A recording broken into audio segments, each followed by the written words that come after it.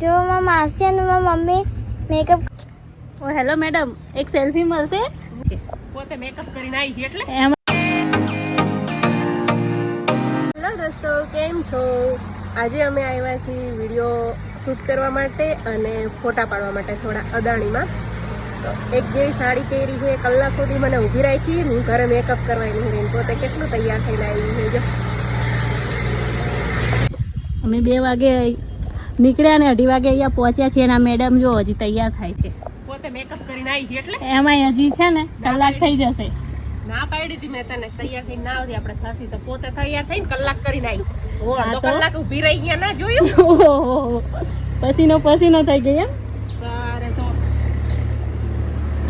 હવે આમને થોડો ગ્લો આવે પછી અમે વિડીયો સ્ટાર્ટ કરીએ. ઓ હેલો મેડમ, એક સેલ્ફી મળશે? ના, અત્યારે બહુ બિઝી છું. મેકઅપમાં બિઝી છો?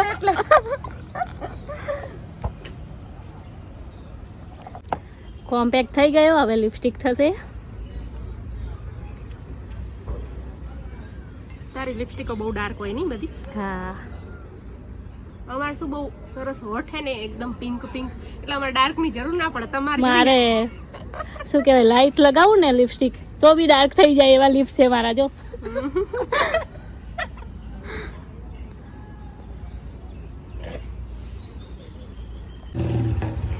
હવે આ મેકઅપ કરશે ત્યાં સુધી મારું મેકઅપ ઉતરી જશે, મને એવું લાગે છે. ખાલી લિપસ્ટિક જ છે કે બનાવે. હા જલ્દી હો, નહીં તો પસીનો થવા લાગ્યો અહીંયા. જો મારા માસી અને મારા મમ્મી મેકઅપ કરે ને હું બહુ થવું છું. દોસ્તો, અમે વિડીયો બનાવવા માટે તૈયાર છીએ. આ બંને બોર થાય. હું જુઠ્ઠી જાવ બોલું?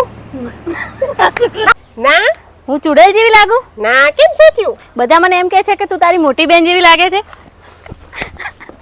હું શ્રદ્ધા કંટાળી ગઈ છે, હવે અમે ઘરે જઈએ છીએ. અને પેલીને જો હજી છે ને વિડીયો બનાવવાના અને ફોટા પાડવાના બાકી હતો. એમાં બધા હું એટલી થાકી જઈ હું ને હવે સીધું ઘરે જાઉં છે.